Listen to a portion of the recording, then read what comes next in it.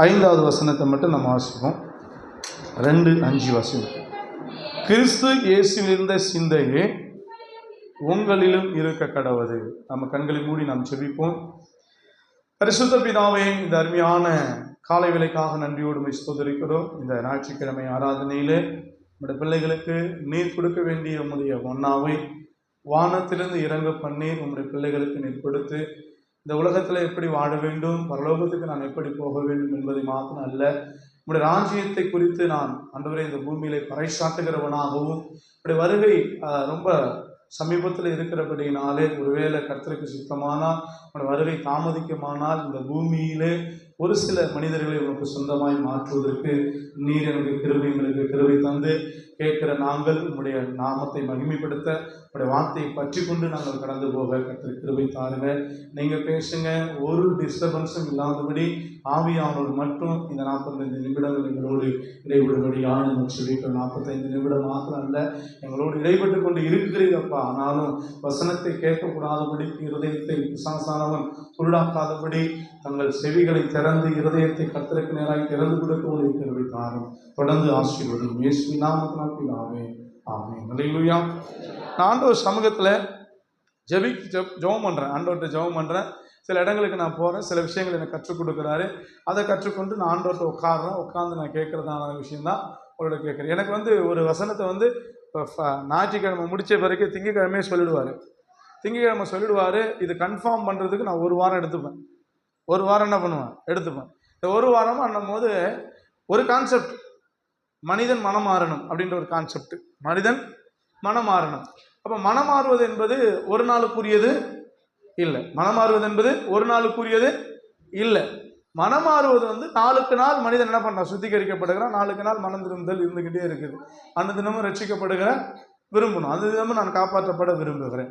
அப்படி அனுதினமும் நம்ம காப்பாற்றப்படுவது தான் மனம் திரும்புதல். சபைக்கு வர பிள்ளைகள் ஒவ்வொரு ஞாயிற்றுக்கிழமையும் நீங்கள் பிரசங்கத்தை கேட்டு அந்த பிரசங்கத்தின்படி வாழும்போது மனம் திரும்புதல் உங்களுக்குள்ள ஆட்டோமேட்டிக்காக வரும். அப்படி ஆட்டோமேட்டிக்காக வர்றது தான். அப்போ ஆண்டவர்கிட்ட கேட்கும்போது ஆண்டவர் சொன்னார், நிறைய பேருடைய சிந்தனையை கிறிஸ்துவின் சிந்தனையோடு இணைக்க விரும்புகிறார். பவுல் எழுதுறார் நிறைய பேருடைய சிந்தனைகள், அதாவது சுயம் வெறுத்து, சுயங்கள் என்ன பண்ணும், வெறுக்கணும். தன்னைத்தானே வெறுத்து தன் சிலுவையை சுமந்து கொண்டு என் பின்னே வா அப்படின்னாருல, அவன் தன்னைத்தானே வெறுக்கணும். அப்போ தன்னுடைய சித்தமோ, தன்னுடைய பேச்சு திறமையோ, தன்னுடைய நாணமோ, தன்னுடைய யுக்தியை பயன்படுத்தியோ அவன் ஒரு விஷயத்தை செஞ்சிட முடியாது. கர்த்தருடைய துணையே இருக்கணும். கர்த்தருடைய சிந்தனைக்குள்ள அவன் போகணும். அல்லேலூயா.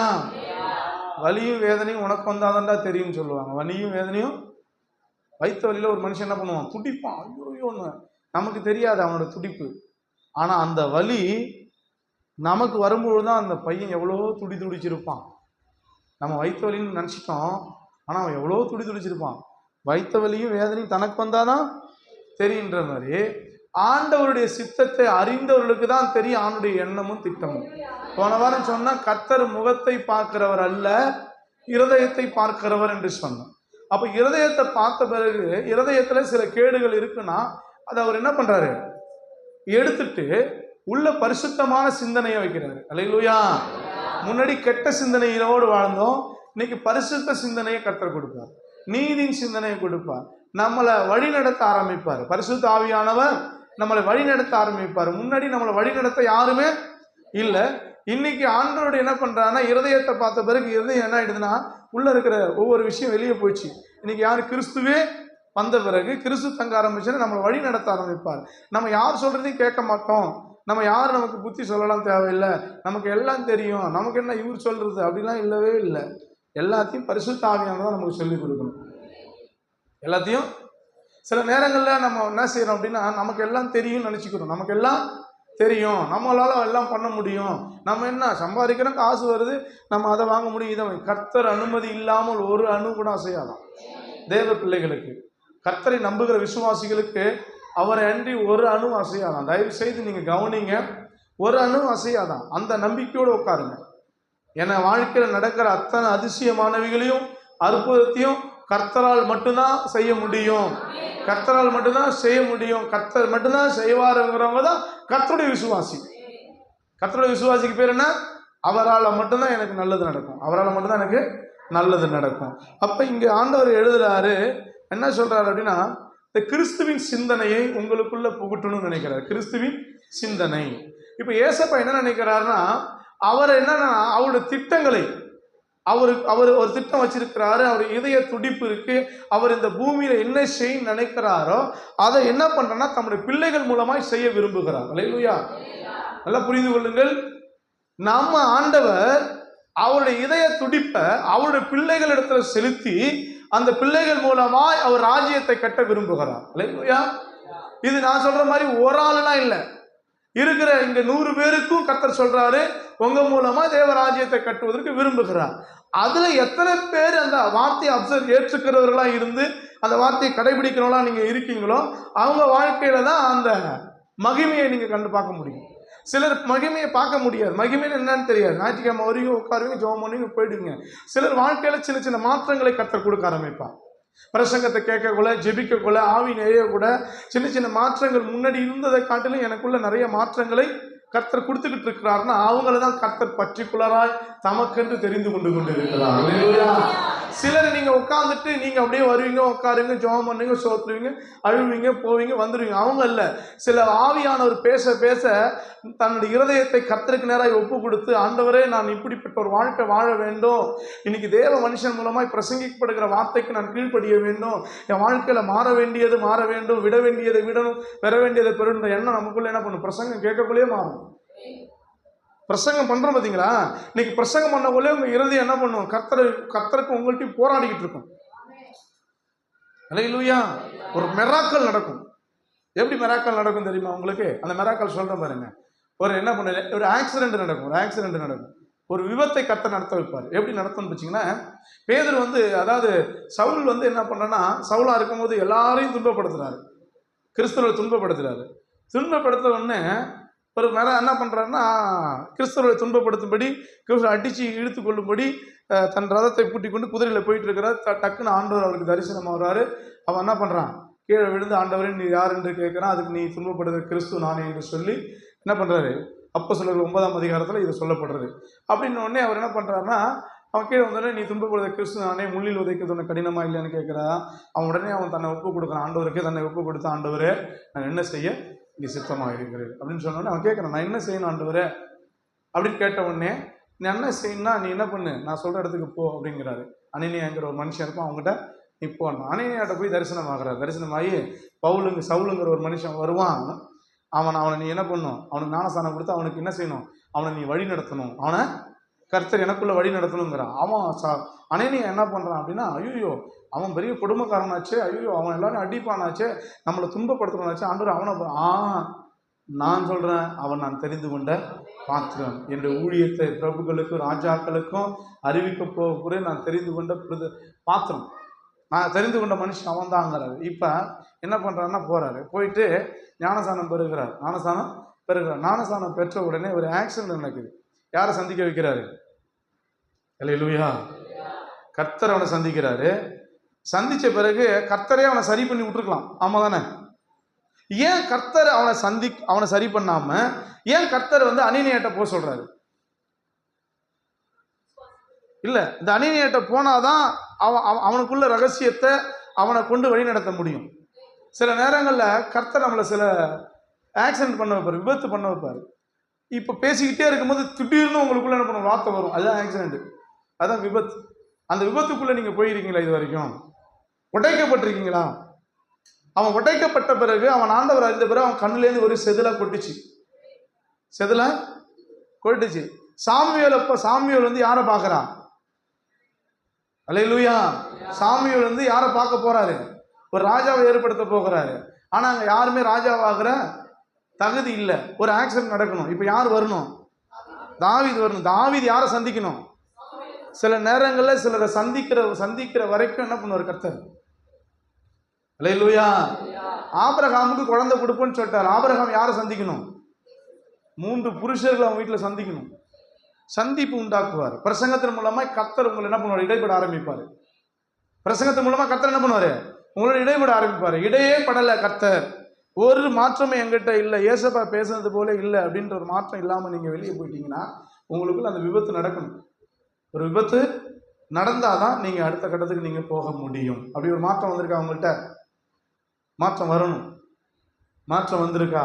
பிரசங்கத்தை கேட்டு ஒரு மாற்றம் வரணும் உங்களுக்கு.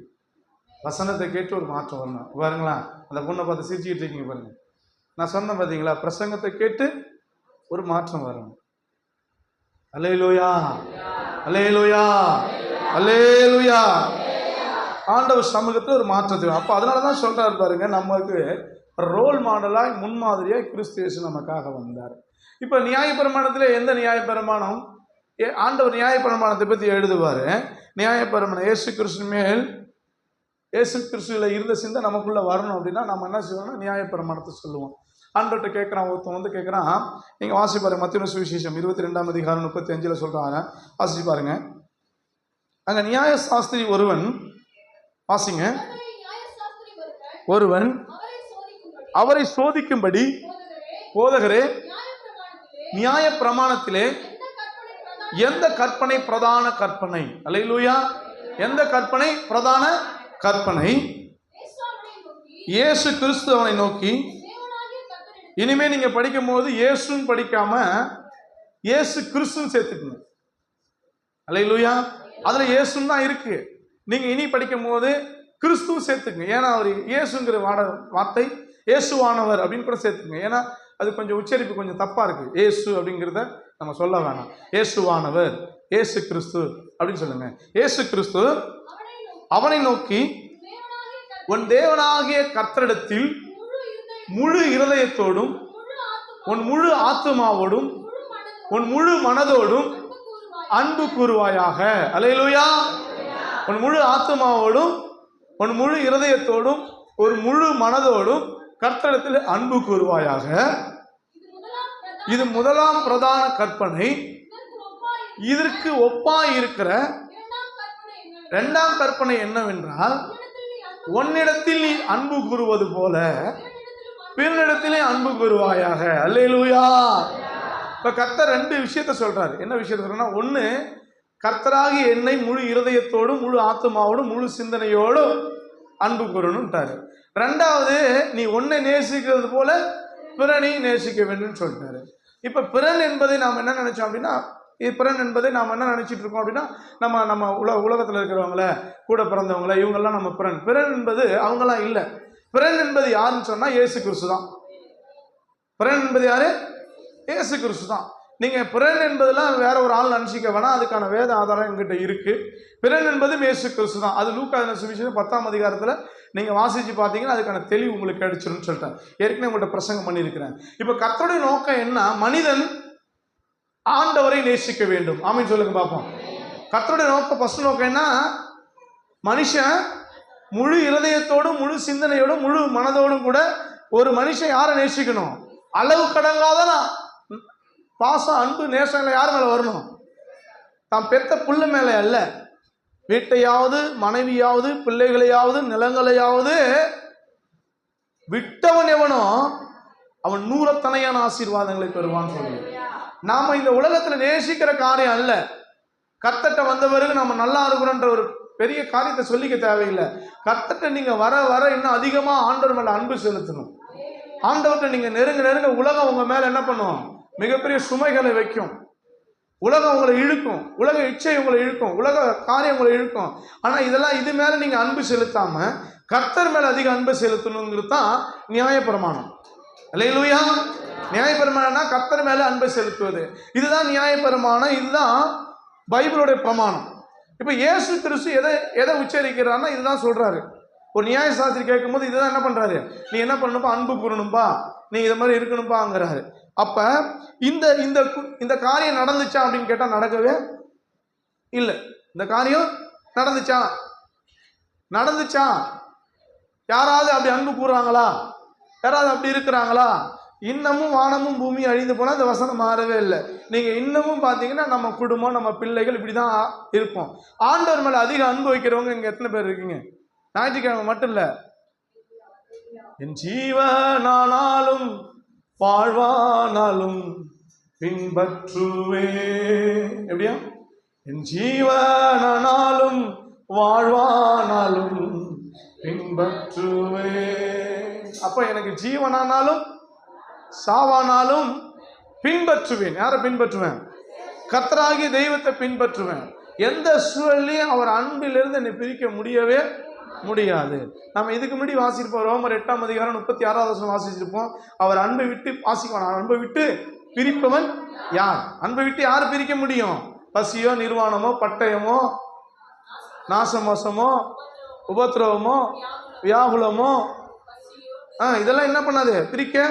தூதனானாலும் சரி, நிகழ்காலமானாலும் சரி, வருங்காலமானாலும் சரி, வாழ்வானாலும் சரி, சாவானாலும் சரி, கிறிஸ்துவின் அன்பை விட்டு பிரிப்பவன் யார்? அப்ப ஆண்டவருடைய முழு சிந்தனை என்னன்னா, ஒரு கிறிஸ்தவ பிள்ளை மனுஷன் பணத்து மேலேயோ, உலகத்தின் மேலேயோ, உலக பொக்கிஷத்தின் மேலேயோ, மனைவி மேலேயோ, புருஷன் மேலேயோ, பிள்ளைகள் மேலேயோ செலுத்தக்கூடிய அன்பை காட்டிலும் கர்த்தர் மேல முழு அன்பை செலுத்தணும் தான் நியாயப்பிரமாணம்.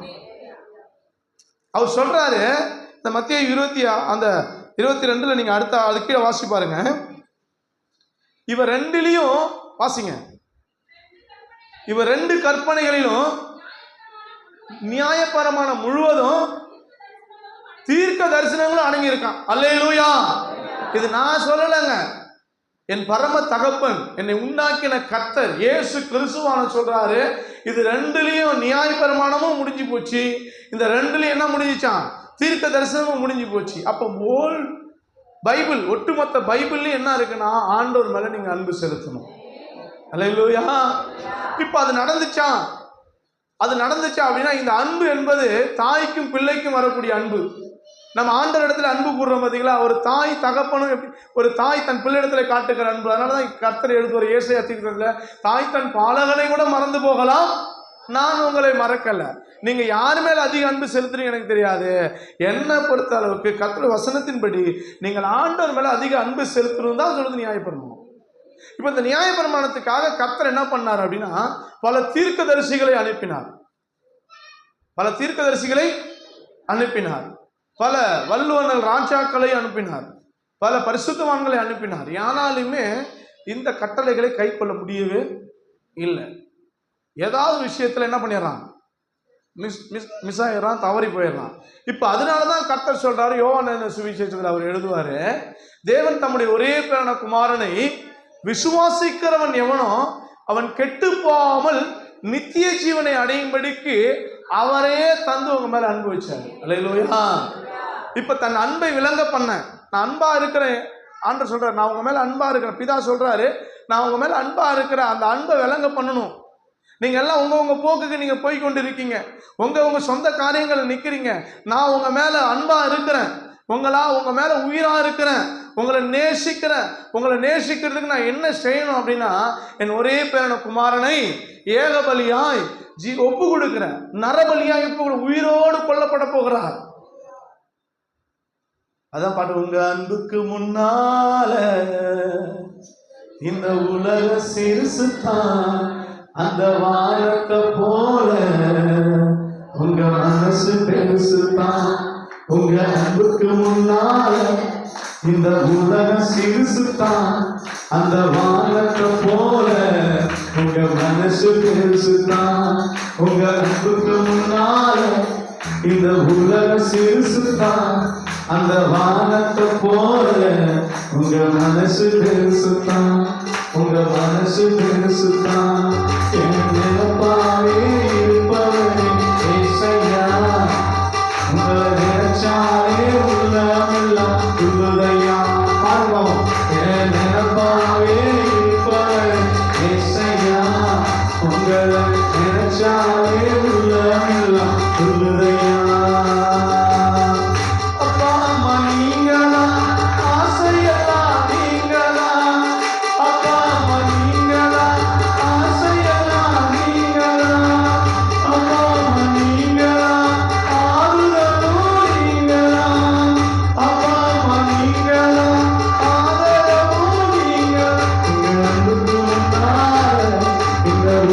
சிறுசு தான், அந்த வாரத்தை போல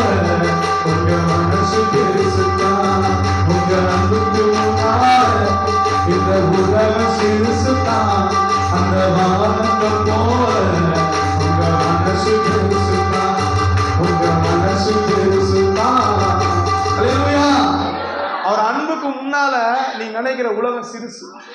நீ எதை பெருசா நினைக்கிற? உலகத்தை பெருசா நினைக்கிற. எதை பெருசா நினைக்கிற? அவர் அன்புக்கு முன்னால அல்லேலூயா இந்த உலகம் சிறுசு தான், அந்த வானத்தை போல அவர் மனசு பெருசு. அப்ப ஆண்டவர் என்ன நினைக்கிறாருன்னா, என் அன்பை விளங்க நான் என்ன பண்ணணும் உனக்கு அப்படின்னா, என் குமாரனே ஏக பலியாய் கொடுக்கிறேன். யாராலையும் செய்ய முடியாத ஒண்ணு, யாராலையும் ஒண்ணு. ஃபர்ஸ்ட் ஆபிரகாம் துணிஞ்சார் தன் குமாரனை பலி செலுத்த. அதுக்கு காரணம்னா தேவன் மேல வைத்த அன்பு. தேவனை விசுவாசித்தான், கீழ்ப்படிந்தான், அதெல்லாம் ஒரு பக்கம் இருந்தாலும் அவன் எந்த அளவுக்கு தேவன் மேல பற்று, பாசம், மரியாதை, எவ்வளவு கனம் இருந்துச்சா, அவர் உன் பிள்ளைய குடுன்னு சொன்னா கொடுக்கறதுக்கு ஏற்க போயிட்டான். மலை மேலேயே ஏறிட்டான், விறகையே வச்சுட்டான், பிள்ளையும் கடத்திட்டான், கத்தியையும் எடுத்துட்டான். கத்தி எடுக்க போற நேரத்தில் கர்த்தருடைய வார்த்தை நமக்கு வந்துச்சு. இப்ப சில நேரங்களில் கர்த்தருடைய அன்பு நீங்க ருசி பார்க்கணுங்கிறதுக்காக அவர் சில காரியெல்லாம் உங்களுக்கு செய்வார். கொஞ்சம் புரிஞ்சிக்குங்க. அப்ப யாருமே என்ன பண்ணணும்னா அந்த அன்பு அதிகமாக செய்யவே இல்லை. வருவீங்க, உட்காருவீங்க, ஒரு பாட்டு பண்ணா கண்ணு கலங்கும், ஒரு ஜெபம் பண்ணா அப்படியே சோத்திராகும், மெரசலா கூட நீங்க ஆயிடுவீங்க. மெரசல் அப்படியே அப்பா உள்ள ரோஜா பூ பறக்கும். ஆண்டவருடைய அன்பு வெளியே போன பிறகு எங்க பறக்குதான்னு தான் கேள்விங்க. இந்த சபையில் இந்த கட்டடத்துக்குள்ள இருக்கிற பிரசன்ஸ் இல்ல, வெளியே போனவொடனே அந்த அன்பு இருக்கா? வெளியே போனா அந்த அன்பு உங்களுக்குள்ள இருக்கா? வெளில போனோடனே உங்களை விலை பேசுறது தேவ அன்பா? தேவ அன்புக்கு முன்னாடி பணம் உங்களை என்ன பண்ணுது? சோரமாக்குது. பணம், பொருள். யோசிச்சு பாருங்க, உண்மையா பொய்யாங்க? கர்த்தருடைய அன்புக்கு முன்னாடி ஒரு மனுஷன் நிகர் இல்லை. ஆனா உங்களை சாதாரண பணம், காசு, புகழ் கூட என்ன பண்றது? கர்த்தருடைய அன்பு விட்டு உங்களை பிரிக்குது. அப்ப அன்புனா நீங்க சாதாரண அந்த அன்பை விளங்க பண்ண தன் ஜீவனையே கொடுத்தார். யாருமே அந்த அன்பை அசட்டை பண்ணல. அப்ப அன்பாகவே ஒருவர் வந்தார். நியாயப்பிரமாணத்தை நிறைவேற்ற யார் வரணும்? ஜீசஸ் வரணும். இயேசுவானவர் வரணும். யார் வரணும்? அன்பை நிறைவேற்ற யார் வரணும்? இயேசுவானவர் வரணும். இயேசுவானவர் இந்த பூமிக்கு வந்தாதான் அன்பின் பிரஜாபதியாய் மாற முடியும். இந்த உலக அத்தனை பாவங்களையும் சுமந்து தீர்க்கிற ஆட்டுக்குட்டியா அவர் மாறினார். அதனாலதான் அவர் ஒரு பிரமாணத்தை கொடுத்தாரு. என்ன பிரமாணத்தை கொடுத்தாரு தெரியுங்களா? அல்லேலூயா, நான் உங்களிடத்தில் அன்பாக இருக்கிறது போல நீங்கள் ஒருவருக்கொருவர் அன்பாக இருங்கள். எப்படியா? முன்னாடி நியாயப்பிரமாணம் வேடு, வார்த்தையாய் போகுது. இன்னைக்கு வார்த்தை மாறி என்ன பண்ணுது? சமுதாயத்துல வாழ்க்கையா மாறுது. வார்த்தை அப்படியே மனுஷனா மாறுது. வார்த்தை அப்படித்தானே சொல்லுது. யோவான் சுவிசேஷம் 1ஆம் அதிகாரத்துல அங்க சொல்லுவாரு பாருங்க, ஆதியிலே வார்த்தை இருந்தது, அந்த வார்த்தை தேவனிடத்தில் இருந்தது, அந்த வார்த்தை தேவனா இருந்துச்சு. 13 வாசிச்சு பாருங்களேன். 13 வாசிங்களேன். அவர்கள் ரத்தத்தினாலாவது, மாம்ச சிந்தனையினாலாவது, சித்தத்தினாலாவது, புருஷனுடைய சித்தத்தினாலாவது பிறவாமல் தேவனால் பிறந்தவர்கள், அந்த வார்த்தை மாம்சமாகி கிருபையினாலும் சத்தியத்தினாலும். இப்ப பாருங்க, மாம்சம் அந்த வார்த்தை இருந்துச்சு இல்ல, அன்னைக்கு நியாயப்பிரமாணம் என்பது வேடு வார்த்தை. நியாயப்பிரமாணம் என்பது வேடு சொல்றது தான் வார்த்தை.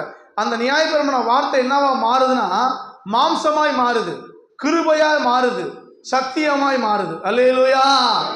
இந்த வார்த்தை எங்க வருது? மாம்சமாகி உலகத்துக்குள்ள வருது. உலகத்துல சத்தியத்தின் கிருபையும் என்ன பண்ணுது?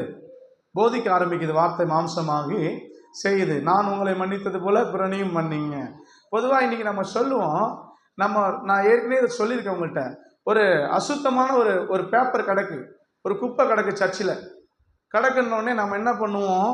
அந்த குப்பையை எடுத்து போடுவோமா, இல்லை அந்த குப்பையை பார்த்துட்டு வந்துடுவோமா? நிறைய பேர் போடவே மாட்டீங்க. நிறைய பேர் சர்ச்சில் நான் போயிட்டு வெளியே அந்த நெஞ்சமாத்த வாக்கிய சர்ச்சுக்கு போயிட்டு நான் உள்ளே வரும்போது நிறைய குப்பைலாம் கிடக்கு, நான் எடுத்து போட்டு வருவோம். நீங்கள் சொல்கிறது பொய்ங்கிறதுக்கான ஆதாரம் அதுதான். எடுத்து போட மாட்டீங்க. யாரோ போட்டால் நம்ம ஏன் எடுத்து போடணுங்கிற எண்ணம் உங்களுக்கு வந்துடும். ஆட்டோமேட்டிக்காக சுயம் என்ன பண்ணுவோம்? யாரோ போட்டால் அதை ஏன் நம்ம எடுத்து போடணும்? அது என்னவா கிடந்தாலும் சரி, என்ன தோல் கிடந்தாலும், சாக்லேட் உங்கள் பக்கத்தில் அங்கே ஒரு சாக்லேட் கவலை கிடக்கு பாருங்க, சாக்லேட்டு நான் அதை பார்த்தேன், ஏதாவது கடைக்கான்னு இப்படி பார்த்தா அங்கே கிடக்கு பாருங்க, ஒரு சாக்லேட் கவர் அங்கே கிடக்குது, ஏதோ ஒரு கவர். அதை எடுத்து கூட நமக்கு மனசு வராது. ஆனால் நான் முன்னா சொல்லுவேன் தெரியுமா, ஆண்டி அதை எடுத்து போடான், அக்கா அதை எடுத்து போடான், தம்பி அதை செய்யான், தம்பி அதை கழுவான், அதை பண்ண சும்மா தானே நிற்கிற. இவர் சட்டை கனையவே கூடாது, இவர் குனிஞ்செலாம் எடுக்க மாட்டார், இவர் பிறர் எடுக்க சொல்லுவார். நியாயப்பிரமாணம் அப்படி தான், நீ அதை செய், நீ இதை பண்ணு. இவர் செய்ய மாட்டார். நியாயப்பிரமாணம் என்னது, நீ அதை செய், நீ பிறனிடத்தில் அன்பு கூறு, நீ கடவுள்கிட்ட அன்பு கூறுன்னுவார். இவர்கிட்ட என்ன இருக்காது, இருக்காது. ஆனால் கிருபையின் பிரமாணம், கிறிஸ்துவின் பிரமாணம் என்னன்னா, நான் முதல்ல அந்த குப்பையை எடுத்து சுத்தம் பண்ணுறேன், அதை பார்த்து நீ சுத்தம் பண்ணுங்கிற. த ரோல் மாடல், மாதிரியான கர்த்தர். சொல்லுங்க பாப்பா என்னது. முன்னாடி சொன்னாரு இப்படிதான் இருக்கணும்னாரு, ஆனா எவனாலையும் அது இருக்க முடியல, யாராலையும் இருக்க முடியல, என்னால இருக்க முடியல, உங்களால இருக்க முடியல. இப்ப கர்த்தர் இறங்கிட்டாரு, இறங்கி என்ன பண்றாரு, அவர் போய் சுத்தம் பண்றாரு. அதை பார்த்து நான் எப்படி சுத்தம் பண்றேனோ அதை போல நீயும் சுத்தம் பண்ணு. நான் எப்படி அன்பா இருக்கிறேனோ அதை போல நீ அன்பாயிரு. நான் எப்படி இரக்கமா இருக்கிறேனோ அதே போல. அதுதான் கிறிஸ்துவின் சிந்தை. அல்லேலூயா. அதனாலதான் அங்க பவுல் என்ன பண்றாருன்னா எழுதுறாரு, பிலிப்பியருக்கு எழுதுறாரு, இயேசு கிறிஸ்துவில் இருந்த சிந்தையே உங்களுக்குள்ளே இருக்க கடவுது. ஏக சிந்தையா இருந்தார் இயேசு. நீங்க 1ஆம் அதிகாரம் பிலிப்பியர் 1 அந்த 2:1 வாசிங்களா, 2:1 வாசிங்க. ஆதலால் கிறிஸ்துவுக்குள் யாதொரு ஆறுதலும் அன்பினாலே யாதொரு தேர்தலும் ஆவியில் யாதொரு ஐக்கியமும் உண்டானால் நீங்க ஏக சிந்தையும் ஏக அன்பு உள்ளவர்களாய் இருந்து இசைந்த ஆத்துமாக்களாய் ஒன்றையே சிந்தித்து என் சந்தோஷத்தை நிறைவாக்குங்கள்.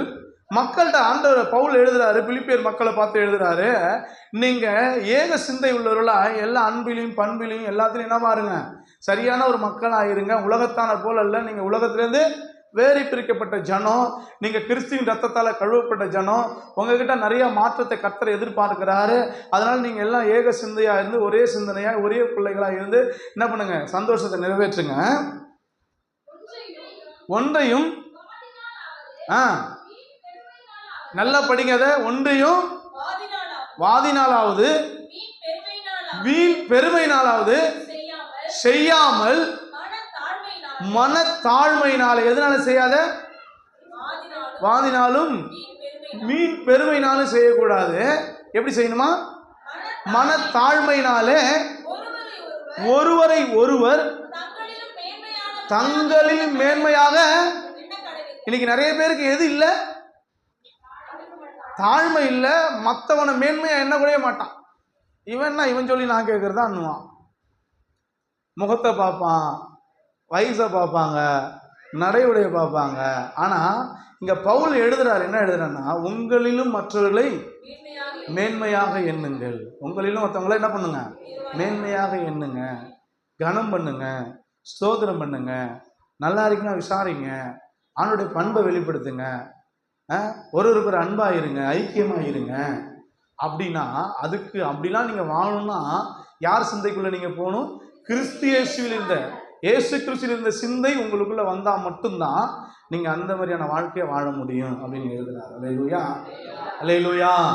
அப்ப இன்னைக்கு நம்ம வாழ்க்கையில நம்ம அவருடைய சிந்தனையை நம்ம உள்ள கொண்டு வரணும். அவருடைய சிந்தனை என்னவாலாம் இருக்கும், அவர் எப்படிப்பட்டவராய் இருந்தாரு, அவர் எப்படிப்பட்ட தெய்வமாக இருக்கிறார் என்பதை நீங்கள் பார்க்கணும். அதனால தான் ரொம்ப ரொம்ப ரொம்ப முக்கியம், ஆண்டவரோடு கூட நீங்கள் இசைந்து வாழ்கிற ஒரு வாழ்க்கையை நீங்கள் வாழணும்.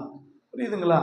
சர்ச்சைக்கு வந்துட்டோம், ரட்சிக்கப்பட்டோம் அப்படின்னு உட்காந்துட்டு போயிடாதீங்க. இது அதுக்கான சபை இது இல்லவே இல்லை. இந்த சபையில கர்த்தருக்கு நேராய் நிற்கிறவர்கள், அல்லேலூயா, கர்த்தருக்கு நேராய் நிற்கிறவர்கள்.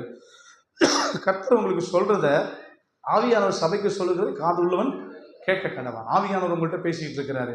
அப்ப கிறிஸ்துவின் இதய துடிப்பும் அந்த அவருடைய சிந்தனையும் உங்களுக்குள்ள வரணும். அப்ப நீங்க மாறணும். நீங்க என்ன பண்ணணும், யார மாதிரி மாறணும், சிந்தனை அவர் சிந்தனையாய் மாறணும். உருவம் யாரு, மனுஷ உருவம், ஆனா தேவ சாயலாதான் படைச்சிருக்கிறாரு. உருவம் நம்ம அந்த சாயலா இருந்தாலும் சிந்தனை யார் சிந்தனையா வந்துச்சு. அதனாலதான் பிதா குமாரன் பரிசுத்த ஆவி மூவரை பிரிக்கவே முடியாது. பிதா குமாரன் பரிசுத்த ஆவி. இந்த மூவரை பிரிக்கவே முடியாதான். மூவரும் கேட்டீங்க, மூவரும் யாருன்னு கேட்டீங்கன்னா மூவரும் ஒருவர் தான். ஆனால் மூவருக்கும் என்ன இருக்கு வித்தியாசம் அப்படின்னா, நிறைய பேர் சொல்லுவாங்க இந்த பிதா குமாரன் பரிசுத்த ஆவியானவரை பற்றி தெளிவு நீங்கள் கேட்டிங்கன்னா நிறைய இடங்கள்ல மூவரையும் பிரித்து பிரித்து காட்டப்பட்டிருக்கு. பிதாவு தனியாகவும், குமாரனாக இயேசு கிறிஸ்து தனியாகவும், பரிசுத்த ஆவியானவர் தனியாக தான் காட்டிருக்கு. இந்த மூவரும் எங்க இருந்தாங்கன்னா ஆதியிலே வானத்தையும் பூமியும் படைக்கும் பொழுதும் இருந்தாங்களாம். கவனமா கேளுங்க, இருந்தாங்க. ஆனா அதெல்லாம் சொல்லும்போது 3 பேரும் ஒண்ணுதான்னுவாங்க. ஆனா 3 பேரும் ஒண்ணா அப்படின்னு கேட்டா இல்ல, 3 பேர் வேறு வேறு. பைபிள் ஆதாரத்துக்கு வேறு. ஆனா 3 பேரோட சிந்தனையும் ஒரே சிந்தனை, ஏக சிந்தை. 3 பேர் சிந்தையும் ஹார்ட் ஒண்ணு, இதயம் ஒண்ணு, ஹார்ட் ஒண்ணு, சிந்தனை ஒண்ணு. எது வேறு வேறு? வேலைகள் மட்டும்தான் வேறு வேறு. ஒரு கட்டம் யாரா வராரு?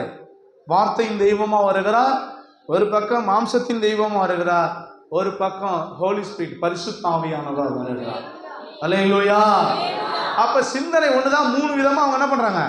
வெளிப்பட்டாங்க. அல்லேலூயா. அப்ப அவங்க 3 பேரோட சிந்தனை ஒன்னா இருக்கிறது போல கிறிஸ்துவின் சிந்தையும் உங்களோட சிந்தையும் ஒரே சிந்தையா மாறணும். சொல்றது புரியுதுங்களாயா? கிறிஸ்துவின் சிந்தையும் உங்கள் சிந்தையும் ஒரு சிந்தையா மாறணும். அப்போ உங்களுக்குள்ள மாற்றம் வரும்னா நீங்க பார்க்க வேண்டியது யார? இயேசுவை. உங்களுக்கு மாற்றம் வரணும் அப்படின்னா யாராவது விசுவாசிக்கிறீங்களா? ஐயா எனக்குள்ள சர்ச்சைக்கு வந்துன்னு இருக்கிறேன், வாரம் வாரம் தொடர்ந்து வருகிறேன், என்கிட்ட சில மாற்றங்களை என்னால மாற்றவே முடியல, சில விஷயங்கள் எவ்வளவுதான் நீங்க போதிக்கிறீங்க, நீங்க எவ்வளோ புத்திமதி சொல்றீங்க, சபையில கர்த்தர் பிரதட்சமா பேசிக்கிட்டு இருக்கிறாரு, ஆனா நான் மாறுற மாதிரி தெரியலையா, ஆனா இங்க சர்ச்சில் உட்காரும் போது எனக்குள்ள ஏதோ பேசப்படுது, நான் வெளியே போனா எல்லாத்தையும் தூக்கி போட்டுட்டு நான் எப்போ பழைய மாதிரி ஆயிரம் இருக்கீங்களா? இல்லையா? உண்மையை ஒத்துக்கொள்ளுங்க. யார் கையில இருந்து போனா கடவுள்கிட்ட சொல்லுங்க, ஆண்டவர்கிட்ட பேசுங்க. இப்ப உண்மையை நீங்க ஆண்டவர்கிட்ட ஒத்துக்கொள்ளுங்க. நீங்க இல்லைன்னு கையை தூக்கலாம் உங்களை யாரும் சொல்லல. என் வாழ்க்கையில இத்தனை வருஷமா நான் சபைக்கு வரேன், என்கிட்ட இருக்கிறதான நுகம் முறிக்கப்படவே இல்லை. இத்தனை வருஷமா சபைக்கு வரேன், என்கிட்ட இருக்கிற அந்த கெட்ட எண்ணம் இன்னும் முறிக்கப்படலை, அழிக்கப்படல. இன்னும் என்கிட்ட மாற்றங்களை எதிர்பார்க்க ஆண்டவர் நினைக்கிறார், ஆனா மாற என்னால முடியல. ஏதோ என்னை பிடிச்சிக்கிட்டு இருக்கு பிசாசு. பிசாசு என்ன பண்றான்? வஞ்சித்து வச்சிருக்கிறான். அவருக்காக நான் வாழ என்ன விட மாட்டான்னு யாராவது இருக்கீங்களா? இங்க கர்த்தர்ட்ட பேசுங்க. ஐயா எனக்கு இப்படி ஒரு சம்பவம் இருக்கியா, அப்படி ஒரு பாவம் செஞ்சுக்கிட்டு இருக்கிறேன், தெரியாம மறைமுகமா இப்படிப்பட்ட ஒரு காரியத்தை செஞ்சுக்கிட்டு இருக்கிறேன், மறைமுகமா நான் செய்யறேன், அது தெரிஞ்சு அது நீங்க செய்யற மறைமுகமா செய்யறது கர்த்தருக்கு தெரியுன்றத மறந்துடாதீங்க. அல்லேலூயா.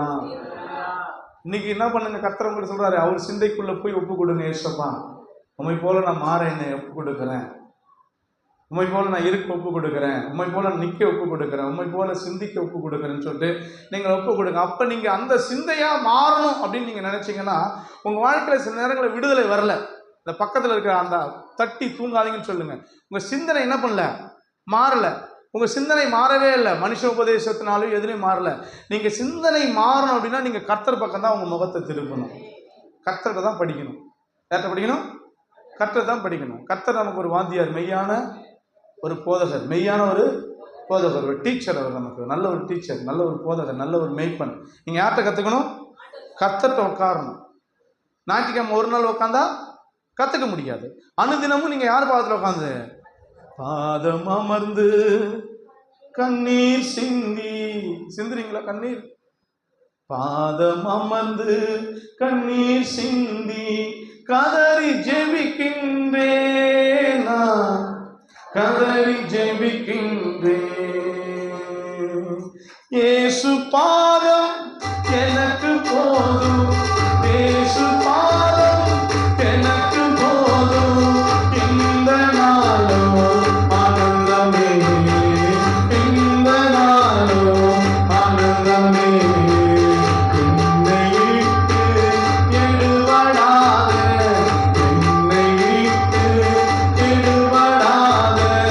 நல்ல பங்கு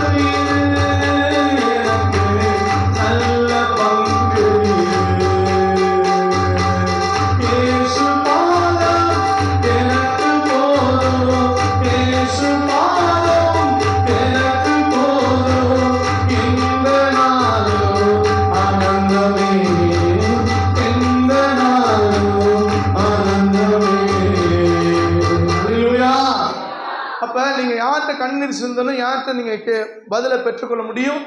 கர்த்தர்கிட்ட தான் பெற்றுக்கொள்ள முடியும். அவர்கிட்ட தான். மனுஷங்கிட்ட சில விஷயங்களை கத்துக்க முடியாது, ஆண்டவர்கிட்ட நிறைய விஷயங்களை கத்துக்கலாம். மனுஷங்கிட்ட தாழ்மையை கத்துக்க முடியுமான்னு தெரியல, அதையும் நான் உங்கள்கிட்ட பேசுறேன்.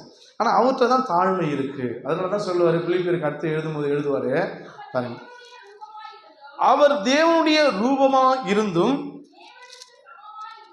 தேவனுக்கு சமமாய் இருப்பதை கொள்ளையாடின பொருளாக எண்ணாமல் தம்மை தாமே வெறுமையாக்கி அடிமையின் ரூபம் எடுத்து மனுஷர் சாயலானார்.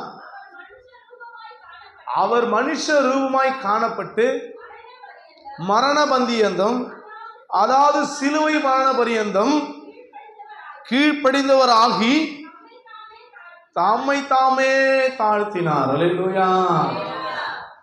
அவர்கிட்ட என்ன கத்துக்கிட்டீங்க? தாழ்மையை கத்துக்கிட்டோம். எதை கத்துக்கிட்டோம்? எப்பவுமே நீங்க ஜெபிக்கும் பொழுது, ஆண்டவர்கிட்ட நெருங்கும் பொழுது நீங்க அவர்கிட்ட என்னத்தை கத்துக்கணும்? தாழ்மையை கத்துக்கலாம். அவர் பெருமையா இருக்க மாட்டாரு, பொறுமையா இருப்பார். சொல்லுங்க, அவரு பெருமையா, சிரிக்கிறீங்க தானே? அவர் பெருமையா இருக்க மாட்டாரு, பொறுமையா இருப்பார். எவ்வளோ ஆஸ்தி வந்தாலும், எவ்வளோ பெரிய மேன்மையை கொடுத்தாலும் கர்த்தர் அப்படியே அடிக்கப்படுகிற ஆட்டை போல தான் இருப்பார். ஆனால் நாம மனுஷன் பெருமையாக இருப்போம், அவர் பொறுமையாக இருப்பார். பொறுமை எங்கே கற்றுக்க முடியும்? அடிக்கப்படுகிற ஆட்டை போல, மயிர் கத்தரிக்கிற ஆட்டை போலவும் தன் வாயை திறவாமல் அமைதியாய் போனாராம். அவரை அறைந்தார்கள், அவர் எதுவும் பேசவே இல்லை. அவர் முள்முடி சூட்டினார்கள், தலையில நெட்டினாராம். தலையில ஒரு மொட்டு கொடுத்து ஏளனம் பண்ணி பரியாசம் பண்ணாங்களா, எதுவுமே பேசவே இல்லை. இன்னைக்கு நிறைய பேருக்கு பெருமை பிடிச்ச அழையிறீங்க, பெருமை பிடிச்ச ஆவிகளா. அந்த சராசங்களை படைச்ச ஆண்டவரை காரி துப்புனாங்களாம், தொடச்சிட்டார். நெட்டிட்டு ஓடி பதுங்கிப்பாங்களாம், பதுங்கிக்கிட்டு பரியாசம் பண்ணுவாங்களாம். யாரு தொட்டா நெட்டிட்டு ஏசப்போ நெட்டிட்டு ஓடுவாங்க. ஓடிட்டு நீ தான் ராஜாவாச்ச, நீ தான் ஏசப்பா வச்ச, கண்டுபிடியாங்க. பைபிள்ல இருக்கு, நான் சொல்ல, பைபிள் இருக்குதான் சொல்லிட்டு இருக்கிறேன். அல்லேலூயா. முள்முடி அவ்வளோ பரியாசம். ஆனா அடிமையின் ரூபம் எடுக்கிறாரு. அவர் தேவ ரூபமாய் தேவனுக்கு சமமாய் இருப்பதை நினைக்கவே இல்லை. தன்னை அப்படி என்ன பண்றாரு? இரக்கத்தை பெற்றார், பொறுமையா இருந்தாரு. கடைசி சிலுவையில கூட அன்பு செலுத்துறாரு. தாகமாயிருக்கிறேன், இதோ உன் தாய், பிதாவே இவர்களை மன்னியும். இந்த குணாதிசயத்தை பாருங்க, ஏசப்போட குணாதிசயத்தை. குணம் மாறாத கிறிஸ்தவனா நீ இருக்கவே கூடாது. முன்னாடி இருக்க எல்லாத்தையும் கத்த சொல்றாரு. சும்மா வந்து உட்காந்துக்கிட்டு ஏசப்பாங்கிற போரையை போத்துக்கிட்டு வாழ்ற வாழ்க்கை இன்னையோட தூக்கி போட்டுருங்க. தூங்குறவங்க பக்கத்துல இருக்க தூங்குறவங்க தட்டி தூங்காதீங்க. ஜபலாம் அந்த தியாகலாம் அங்கே பண்ணாதீங்க. கண்ணை முழிச்சுக்கிட்டு பாருங்க. அல்லேலூயா. தூக்கமே இங்கே இருக்கக்கூடாது, இயேசுவின் நாமத்தினால. இப்போ என்ன பண்ணாரு? தன்னையே தாழ்த்தினார், தன்னையே ஒப்பு கொடுத்தார், தியாகம் பண்ணினார். தியாக மனப்பான்மை அவருக்கு இருந்துச்சு. அல்லேலூயா. மன்னிக்கிற மனப்பான்மை அவருக்கு இருந்துச்சு. கடைசியில் அவர் சிலுவையில் அடைக்கும் காட்டி கொடுக்கும் பொழுது பேதுரு தனக்கு வாள் எடுத்து என்ன பண்றான்? அதன் காதை வெட்டுறான். காதை வெட்டினோன்னு பேதுரு பட்டயத்தை எடுக்காதை, பட்டயத்தை எடுக்கிறோம், பட்டயத்திலே சாவான் என்று சொல்லி அந்த காதை எடுத்து கடைசியில் ஒரு அற்புதத்தை கர்த்தர் செய்கிறார். அல்லேலூயா, அல்லேலூயா. அவர்கிட்ட மனது உருக்கம் இருந்துச்சு.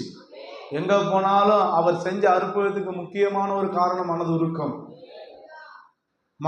அவனை பார்த்து மனதுருகி பாடையை தொட்டு. அல்லேலூயா. நாயனூர்ல ஒரு உதவி மகனை பாடையில சுமந்துக்கிட்டு வராங்க.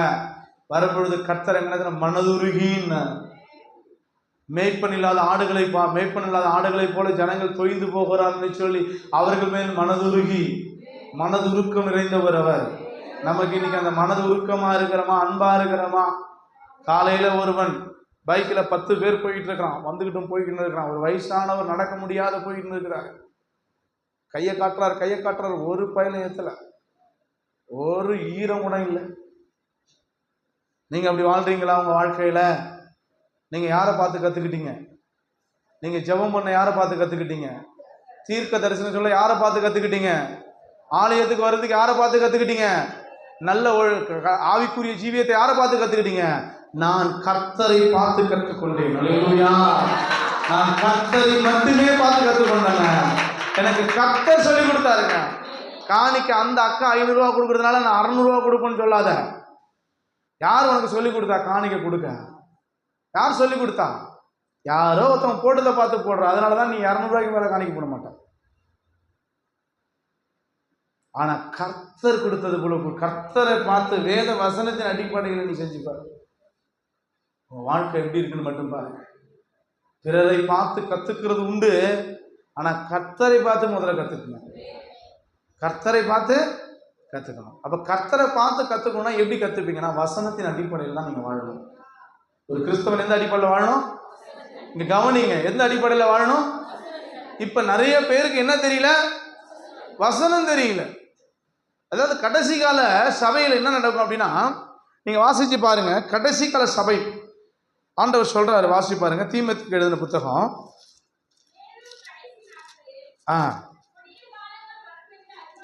அது அந்த அப்படியே அதை விட்டுட்டு இன்னொரு இடத்துக்கு வந்துருங்க.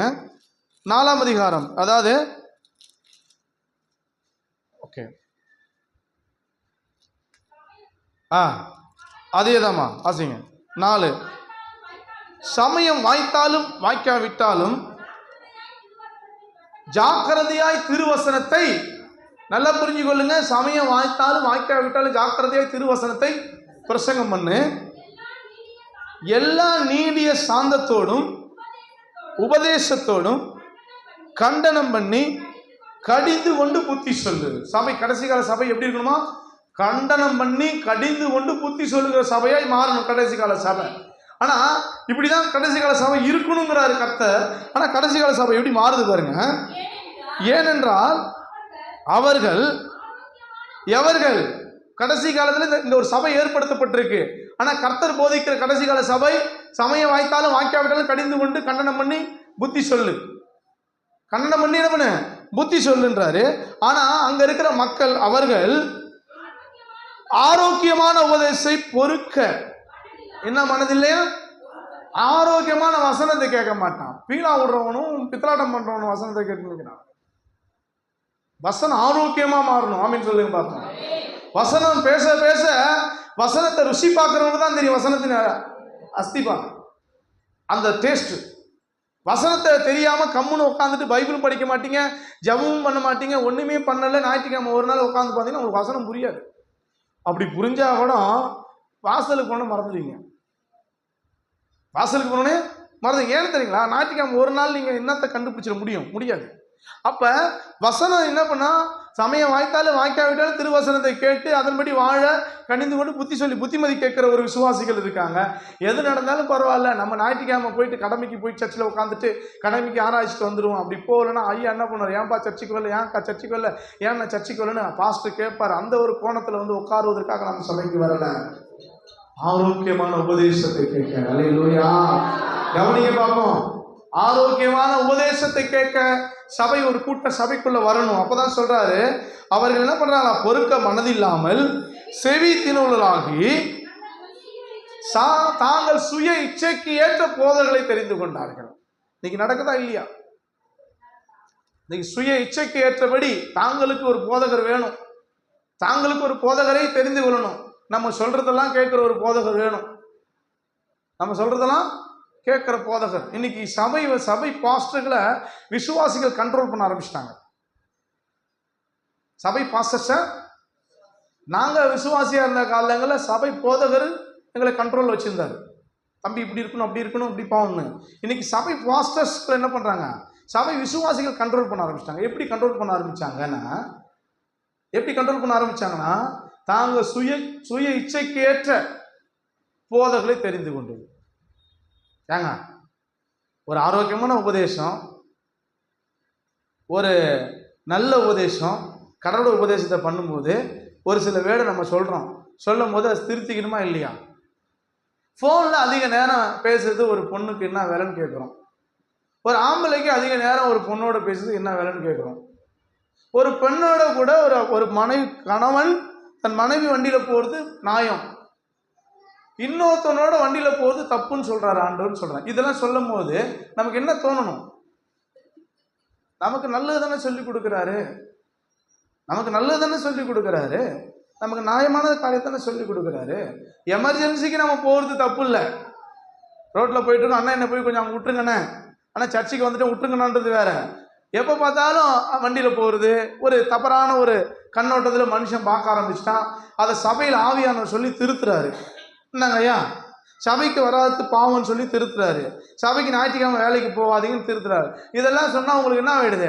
என்ன ஐயா இப்படி பிரசங்கம் பண்ணுறாரு, ஐயா என்ன இப்படி போதிக்கிறாரு, ஐயா என்ன இல்லை அப்படி இல்லை இப்படி இல்லைன்னா அது உங்களுக்கு பிடிக்காம போதா இல்லையா? அப்போ என்னன்னா, ஞாயிற்றுக்கிழமை வேலைக்கு வராத, எங்கே வேணாலும் போய்க்க, எப்போ வேணாலும் போய்க்க, திருவிருந்து ஒரு நாள் நடக்கும், ஒரு கவரில் ஒரு பணத்தை எடுத்து வச்சுக்கிட்டு வந்துரு, எங்கே போனாலும் பரவாயில்ல, தசம பாகத்தை கொடுன்னு சொல்கிற ஊழியத்தில் தாங்கள் சுய இச்சைக்கு ஏற்ற போதர்கள். எங்கள் ஐயாவுக்கு தசம பாகம் கொடுத்தா போதுங்க, எங்கள் ஐயாவுக்கு காணிக்கை கொடுத்தா போதுங்க, எங்கள் ஐயா மாதிரி தங்கமானவர் இல்லைங்கன்னு சொல்லிட்டு போடுவாங்க. பாருங்க, உன் பணம் உன்னோடு போகட்டும் இயேசுவின் நாமத்தினாலே. ஹல்லேலூயா. என் பணத்தை கொடுத்து என் தெய்வத்தை விலைக்கு வாங்கவே முடியாது.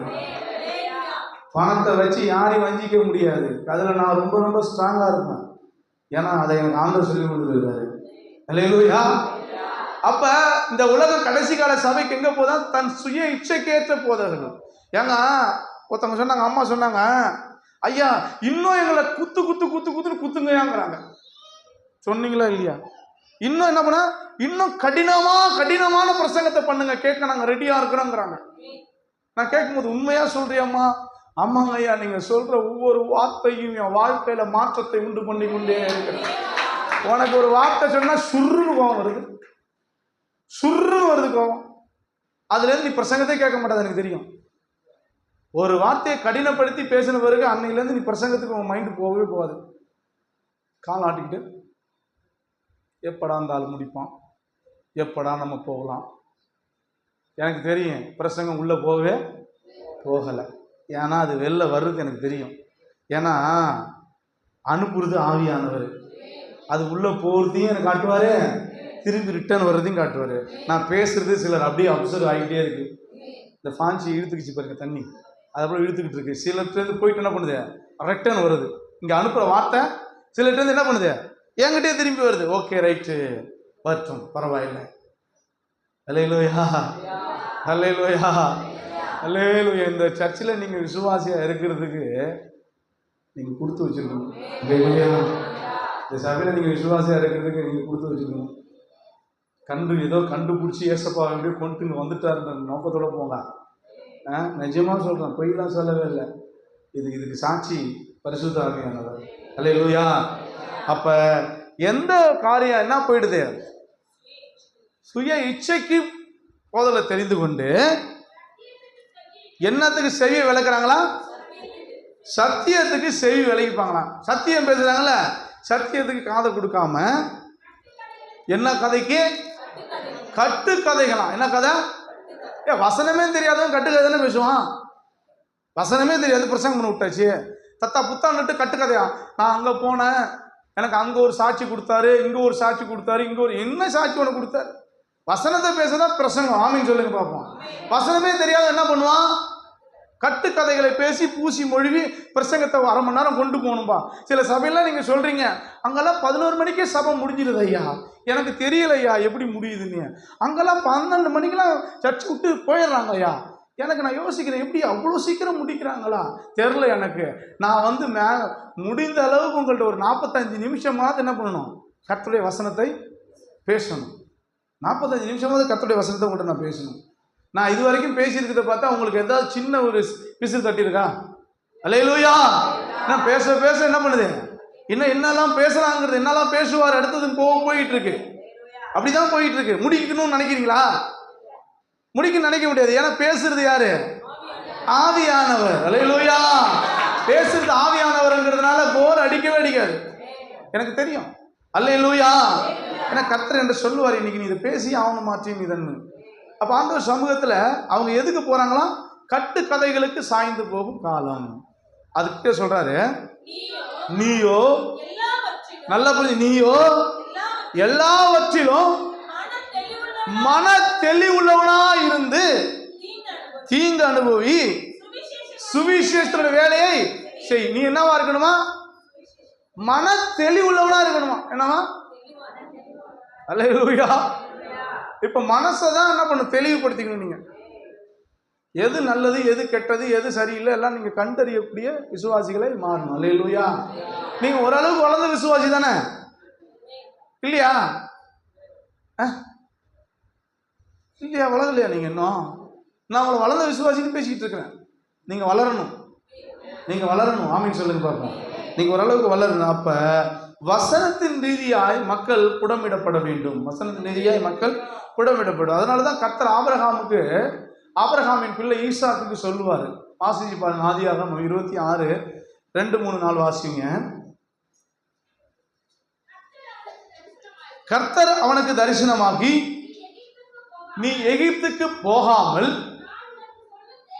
நான் உனக்கு சொல்லும் தேசத்திலே குடியிரு, இந்த தேசத்திலே வாசம் பண்ணு, நான் உன்னோடு கூட இருந்து உன்னை ஆசீர்வதித்து நான் உனக்கும் உன் சந்ததிக்கும் தந்து உன் தகப்பனாகிய ஆபிரகாமுக்கு நான் இட்ட ஆணையை நிறைவேற்றுவேன். ஆபிரகாம், அண்டர்லைன் பண்ணி, ஆபிரகாம் என் சொல்லுக்கு கீழ்ப்படிந்து என் விதிகளையும் என் கற்பனைகளையும் என் நியாயங்களையும் என் பிரமாணங்களையும் கை கொண்டபடியால். அல்லேலூயா சொல்லுங்க. இப்ப அவன் எதை கை கொள்றான்? கர்த்தருடைய நியாய பிரமாணத்தை கை கொள்றான், வசனத்தை, கற்பனைகளை கை கொள்றான், கர்த்தருடைய வாக்கை பிடிச்சிக்கிறான். அந்த எந்த இடத்துல பேசப்பட்ட வார்த்தை? ஆதியாகமம் 12ஆம் அதிகாரத்தில் கர்த்தர் சொன்னார் பாருங்க, ஆணையிட்டு கொடுத்தார் பாருங்க. அந்த 2ஆம் வசனத்துல சொன்ன அந்த கட்டளைகளை, வாக்கு தத்தத்தை ஆபிரகாம் கெட்டிமா பிடிச்சிக்கிட்டான், விடவே இல்லை. அதை தான் என்ன சொல்றானா, நல்லா தெரிஞ்சுங்க, அதை தான் ஈசாக்குக்கு கர்த்தர் சொல்றாரு. அல்லேலூயா. அப்புறம் பார்த்தா ஈசாக்கு யாக்கோபுக்கு சொல்லுவாரு. யாக்கோபு அப்புறம் என்ன சொல்லுவாரு? தான் பிள்ளைகள் 12 பிள்ளைகளுக்கும் சொல்லிக் கொடுப்பாரு. 12 பிள்ளைகளுக்கும் ஆபிரகாமின் தேவன், ஈசாக்கின் தேவன், நம்முடைய தேவனாகிய கர்த்தர் இருக்கிறாரு. நம்ம ஆண்டவர் சொல்லியிருக்கிறார், நமக்கு ஒரு கானானை கொடுப்பன்னு சொன்னாரு, நம்ம கானானுக்குள்ள போகணும், பாலும் தேவனுடைய கானான் தேசத்தை சொல்றாரு. சொன்னாரா? அல்லேலூயா, அல்லேலூயா. இவங்க எல்லாம் எதுல வாழ்றாங்க? இங்க கவனிங்க, எதுல வாழ்றாங்க? கிறிஸ்தவம் என்பது வார்த்தையில வாழ்றது. தயவு செய்து இதுல ஒரு 50% மக்கள் நீங்க வார்த்தையை கேட்குறீங்க அப்படின்னா பரலோகம் கை தட்டிக்கிட்டு இருக்கு. அல்லேலூயா. பரலோகம் கை தட்டிக்கிட்டே இருக்கு. 50% மக்களாவது கேட்கணும் இந்த வார்த்தையை. ஏன்னா 50% மக்களாவது கர்த்தருடைய வார்த்தையின் பிரகாரம் வாழணும். அதனாலதான் கர்த்தர் எழுதுவார் பாருங்க, உபாகமம் 28 1வது வசனத்திலேருந்து 14 வசனம் வரைக்கும் நீங்க வாசி பார்த்தீங்கன்னா அவர் சொல்வார். உபாகம் 1லேருந்து 16 வரைக்கும் வாசினா சில வாக்கு தத்தங்களை கொடுத்துருப்பாரு, வாக்கு தத்தங்களை, ஆசீர்வாதங்களை கொடுத்துருப்பாரு. 1 வாசி. நான் இன்று உனக்கு விதிக்கிற உன் தேவனாகிய கர்த்தருடைய கட்டளையின்படி எல்லாம் நீ செய்ய, நீ கவனமாய் இருக்கும்படிக்கு அவர் சத்தத்துக்கு உண்மையாய் செவி கொடுப்பாயானால் உன் தேவனாகிய கர்த்தர் ஜாதிகளிலும் மேன்மையாக வைப்பார்னு ஆரம்பிச்சு கடைசி 14 வசனம் வாசிங்க பார்ப்போம்.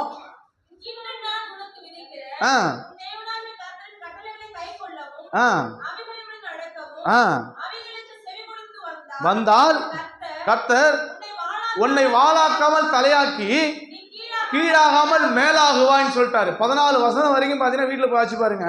ஒரு மனிதன் கர்த்தருடைய வார்த்தையை கேட்டு அதுக்குள்ள வாழ ஆரம்பிச்சிட்டான்னா சொல்லப்பட்ட அந்த ஆசீர்வாதம் அத்தனையும் உங்களுக்கு மாத்திரமே தான்.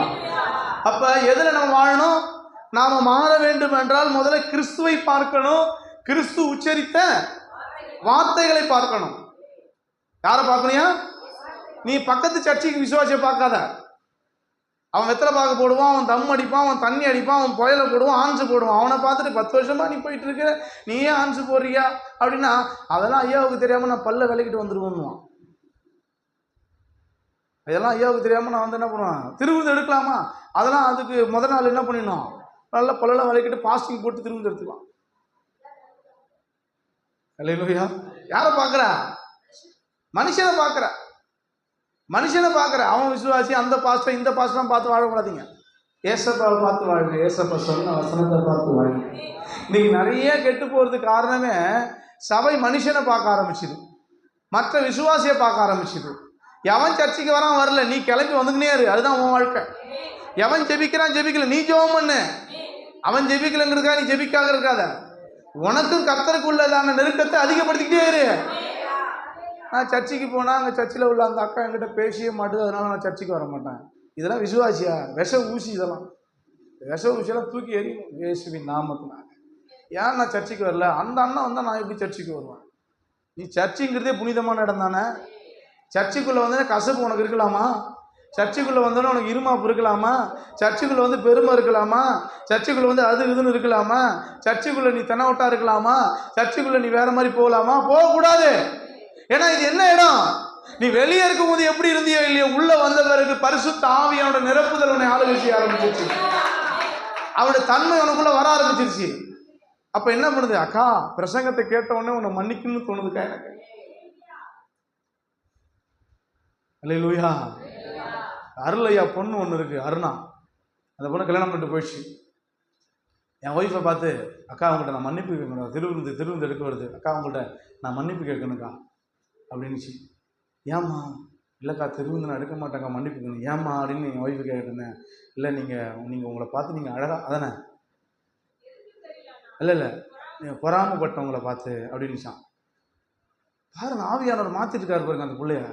ஏதோ ஒரு வகையில் என்ன பண்ணிச்சு, ஏதோ ஒன்று நினச்சிருச்சு. நினச்ச உடனே அந்த பொண்ணு சொல்லுது, அதனால் நான் மன்னிப்பு கேட்கணும். ஏன்னா என்னால் என்ன பண்ண முடியாது, அதுதாங்க உள்ள குத்துற இருதயம். நான் ஒரு தப்பு பண்ணிட்டேன், நான் ஒரு இது பண்ணிட்டேன், அக்கா உன்னை தப்பாக நினச்சிட்டேன், அண்ணா உன்னை தப்பாக பேசிட்டேன், உன்னை புறமாக பேசிட்டேன், உனக்கு நீ இல்லாத நேரத்தில் கெட்ட வார்த்தை பேசிட்டேன், என்னை மன்னிச்சிருங்கன்னு சொல்லிட்டு ஒப்புரவாகிற எத்தனை பேருக்கு இருக்கீங்களோ அவங்க தாங்க தேவ பிள்ளைகள். உணர்த்தப்படணுங்க. இங்கே சபைக்குள்ளே வந்தே நீ வீம்பும் விராப்புமா இருந்தீன்னா நீ சபைக்கு விசுவாசியாக இருக்க முடியவே முடியாது. உன் சிந்தனை இங்கேயும் வந்து மாறாமல் இருந்துச்சுன்னா நீ விசுவாசியாக இருக்கவே முடியாது. சிந்தனை இங்கேயாவது மாறணும் கர்த்தர் பேசுறதுக்கு. அதுக்கு என்ன தேவைன்னா வசனம் தான் தேவை, வசனம் தான் தேவை. அதனால தான் கர்த்தர் யோவானில் எழுதுவார் 15ஆம் அதிகாரத்தில் 7ஆம் வசனம், நீங்கள் என்னிலும் என் வார்த்தை உங்களிலும் இருக்குமானால் எங்கள் கேட்டுக்கொள்வது எதுவும் உங்களுக்கு கொடுக்கப்படும். எது இருக்கணும்? நீங்கள் என்னிலும் என் வார்த்தை உங்களுக்குள்ள இருக்கணுங்கிறார். நீங்கள் என்னிலும் என் வார்த்தை ரெண்டு பேரும் ஒன்னா இருக்கணுங்கிறார். அப்பதான் நீங்க செய்யறது எல்லாமே என்ன பண்ணும், நடக்கும். நீங்க சுகமானாலும் சரி, பலவீனமானாலும் சரி, கஷ்டமானாலும் சரி, நீங்க கண்ணீர் விட்டு ஜெபித்தா அது பரலோகத்துக்கு போகும். கர்த்தருடைய துருத்தியில போய் நிக்குமா. அல்லேலூயா. அப்ப ஆண்டவர் சமூகத்தில் உங்களை ஒப்பு கொடுக்குறீங்களா? ஆண்டவர் உங்களோடு இருக்கிறாரா? ஆண்டவர் நிச்சயமா வசனத்து மூலமா உங்களை ஜட்ஜ்மெண்ட் பண்ணுவார். வசனத்தை போதிக்கிற திருச்சபையில நீங்க இருக்கீங்க, வசனத்தை சொல்லுகிற திருச்சபையில இருக்கீங்க. முதல்ல உங்க மாற்றத்துக்கு தேவை யாரு? இயேசு கிறிஸ்து. ரெண்டாவது உங்க மாற்றத்துக்கு தேவை யாரு? வசனம், வார்த்தை. மூணாவது ஒரு சின்ன காரியத்தை மட்டும் சொல்லி நான் முடிக்க போறேன். அல்லேலூயா, அல்லேலூயா, அல்லேலூயா. ஆண்டவர் சமூகத்தில் உங்களை ஒப்பு கொடுங்க. கர்த்தர் உங்களோடு நடத்துவார், உங்களை ஆசீர்வதிப்பார். பாருங்களேன், இந்த ஆதிசபை மனிதர்களுக்குள்ளே வந்த காரியம், ஆதிசபை மனிதர்களுக்குள்ள வந்த ஒரு காரியம். இந்த ஆதிசபை மனிதர்களுக்குள்ள மனமாற்றம் உண்டானது. யாரை பார்த்து? சிலரை பார்த்து, சில பரிசுத்தவான்களை பார்த்து மனமாற்றம் உண்டாகணும். சில ரோல் மாடலை நம்ம வச்சுக்கணும். நான் சொன்னேன், இன்னைக்கு வந்து ஒரு அரசியல் தலைவர் மறிச்சிட்டாரு. ஒரு அரசியல் தலைவர் என்ன பண்ணிட்டாரு? மறிச்சிட்டாரு. ஆம்ஸ்டாங் அப்படிங்கிற ஒருத்தர் மறிச்சிட்டாரு. கொலை செஞ்சிட்டாங்க, அவரை கொலை செஞ்சிட்டாங்க. கொலை செஞ்ச பிறகு அவர் கொலை செஞ்சது ஒரு பக்கம் போட்டுன்னு வச்சிங்களேன். ஆனால் அவர் என்ன பண்ணுறாருன்னா, அந்த ஊர் மக்கள், அவரை நம்பி இருக்கிற மக்கள், அவர் கூட நிற்கிற மக்கள் எல்லாம் பேட்டி கொடுக்குறாங்க. ஒரு ஆம்ஸ்டாங் மறிச்சு போகலாம், ஆனால் பல ஆம்ஸ்டாங் உருவாகி கொண்டு இருக்கிறார்கள். ஒரு ஆம்ஸ்டாங், ஒரு ஆளை நீங்க கொண்டுட்டீங்க, ஆனால் பல ஆளை உருவாகிட்டாங்கிறாங்க. எங்கள் அண்ணன் போயிட்டார் நினைக்கிறிய, எங்கள் அண்ணனுக்கு ஒரு 4 பண்ணுறான். நீங்கள் எத்தனை பேர் உருவாக்கியிருக்கீங்க உங்களை பார்த்து? திருமாவளவனை போல மீசை வச்சுக்கிறாங்க திருமாவளவன் கட்சிக்காரங்க. திருமாவளவன் எப்படி வின் பண்ணுவாரோ அதே மாதிரி வின் பண்ணுறது. திருமாவளவன் நட. நீங்கள் சீமான் கட்சியில் இருக்கணும் பார்த்தீங்கன்னா சீமான் மாதிரியே பேசுவாங்க. பார்த்துறீங்களா? இதில் நீங்கள் கொஞ்சம் யோசிச்சு பாருங்களேன். அந்த மாடுலேஷன் மாறிடுவாங்க. அப்படி தானேயா? அந்த கட்சிக்காரன் அந்த மாதிரி வேணும். திருமாவளவன் கட்சியில் அவருக்கு வெறித்தனம். அண்ணா நான் அடுத்த அண்ணன் யார்? அடுத்த அண்ணன் யார்? அவர் செத்து அவர் மறிச்சு போனான்னா 10 திருமாவளம் 1000 திருமாவளம் உருவாக்கிட்டாரு. நீ செத்து போனால் எத்தனை கிறிஸ்துவ உருவாக்கியிருக்க? நீ செத்து போனால் எத்தனை பேர் உருவாக்கியிருக்க? உன் பிள்ளைய உருவாக்கியிருக்கியா? உன் தம்பியை உருவாக்கியிருக்கியா? உங்கள் அண்ணனை உருவாக்கியிருக்கீங்களா? உங்கள் சொந்தக்காரனை உருவாக்கியிருக்கீங்களா? இல்லை நீங்கள் தான் உருவாக்கியிருக்கலாம் இயேசுவை போல. அப்போ சிலர் என்ன பண்ணுவாங்கன்னா நம்மளை பார்த்து உருவாக்க வைப்பார். இந்த ரோல் மாடல் நம்மளை பார்த்து. நான் ஒரு ட்ரைனிங் போயிருந்தேன், 3 நாள் ட்ரைனிங். மொத்தமே தமிழ்நாட்டில் மொத்தம் 20 பேர் தான். மொத்தமே தமிழ்நாட்டில் 20 பேர் தான் அங்கே. அது எனக்கு ஒரு பிஷப் மூலமாக அழைப்பு வந்துச்சு. வந்த உடனே நான் சொல்கிறேன், எனக்கு உடம்பு சரியில்லையா ஏன்னா எனக்கு கொஞ்சம் பயம் இருக்குது. 20 பேரில் நம்மளை கூட்டின்னு போய் நமக்கு என்னடா நமக்கு ஒன்றும் தெரியாது, நம்ம எங்கடா போய் நிற்கிறதுன்னு ஒரு பயம். ஆனால் அவர் சொன்னார், நீங்கள் வாங்க, உங்கள் வாழ்க்கையில் பெரிய மாற்றத்தை ஏற்படுத்தினார். அதுக்கு எவ்வளோ நான் தடைப்படுத்தினேன், ஆனால் மாற்றத்தை ஏற்படுத்தினார். அவர் பிஷப் நல்ல சிலுவெல்லாம் போட்டுட்டு அவர் பேர் சாம்சன், ஆவடியில் சர்ச் வச்சிருக்கிறாரு. சரிங்களா? சர்ச்சி மிகப்பெரிய சபை, நல்ல ஒரு மனிதன். அவர் இறந்துட்டார், இன்னைக்கு இல்லை, கத்தருக்குள்ளுக்கு போயிட்டாரு. அவர் தான் இட்டுன்னு போகல. நான் சொல்கிறேன், எனக்கு அப்போ மூச்சு விட முடியாது, அது ஒரு பனிக்காலம். அப்போ எனக்கு பெட்ஷீட்டை போற்றி விட்டு என் பக்கத்தில் உட்காந்துட்டு மாத்திரை கொடுக்குறது பராமரிக்கிறதெல்லாம் அவர் செஞ்சார்னு பார்த்தோன்னே அங்கே நைட்டு போயிட்டு பாஸ்டர் நீங்கள் வேணால் வேறு ரூம் உங்களுக்கு ரெடி பண்ணி தட்டா, இங்கெல்லாம் அவர் படுத்துக்கிற இடம் இருக்குது, அந்த இடத்துல படுக்க வேணாம், நீங்கள் வேணால் வேறு இடத்துல படுறீங்க, உங்களுக்கு பிரச்சனைங்கிறார். ஐயா இல்லையா, நீங்களே எங்கெல்லாம் தங்கும்போது நான் என்ன ஏமாத்துறேன்னு சொல்லிட்டு அங்கேயே தான் தங்குறேன். தங்கும்போது ஒருத்தர் வாட்டர் கேனை தூக்கிட்டு ஒரு வேஷ்டி கட்டிட்டு டங்குன்னு நடந்து வந்தார். நடந்து வந்தோடனே கையில் எடுத்துன்னு வராரு. வந்துட்டு எல்லாருக்கும் வாட்டர் பாட்டில் கொடுத்துட்டு, ரூம்லாம் நல்லா இருக்காப்பா அப்படின்னு கேட்குறாரு. சாப்பிட்டீங்களா, திருப்தியாக இருக்கா அப்படின்னு பேசிட்டு இருக்காரு. இல்லை நினச்சின்னு தோட்டத்தில் வேலை செய்கிறாரு பிறகு, தோட்டக்காராட்டுக்கு இவரு அப்படி தான் நினச்சிக்கிட்டேன். உண்மையாக கர்த்தர் பார்க்குறாரு இதான் நினச்சிக்கிட்டேன், தோட்டக்காராட்டுக்குன்னு சொல்லிட்டு நான் சொல்லுவேன், தோட்டக்காரர் வேலை செய்கிறாரு இருக்கு. ஏன்னா அவர் பார்த்தா அப்படி தான் இருந்தார். அந்த வேஸ்ட் கிட்டலாம் பார்த்துட்டு என்னலே பிள்ளைய போல அவங்க திருநெல்வேலி பஸ்லாம் பேசினாரா, சரி அங்கே ஏதோ வேலை செய்கிறாருன்னு நினச்சிட்டு நான் போயிட்டேன்னா காலைல 20 பேர் கிளாஸ் போடணும், காலைல 20 பேர் ட்ரைனிங் போயிடணும். கரெக்டாக 9 மணிக்கு போகணும். 9 மணிக்கு போகணும். எல்லாம் குளிச்சு எல்லாம் அவங்கவுங்க வந்தவங்கெல்லாம் சேவா பாரத்துலேருந்து வந்தாங்க, ஏஞ்சல் டிவிலேருந்து வந்திருக்கிறாங்க, பெரிய பிஷப்பு 50 சபைக்கு மேலே வச்சுருக்கோம் வந்திருக்காங்க. அதில் நானும் ஒரு குட்டையால் போய் நிற்கிறேன். கர்த்தர் பெரியவருங்க, உண்மையாக சொல்கிறேன். கர்த்தரை மாதிரிலாம் ஒரு மகாபிரிய தெய்வம் உலகத்தில் இல்லவே இல்லை. என்னையும் புழுக்கையாக உட்கார வச்சிருக்கிறாங்க.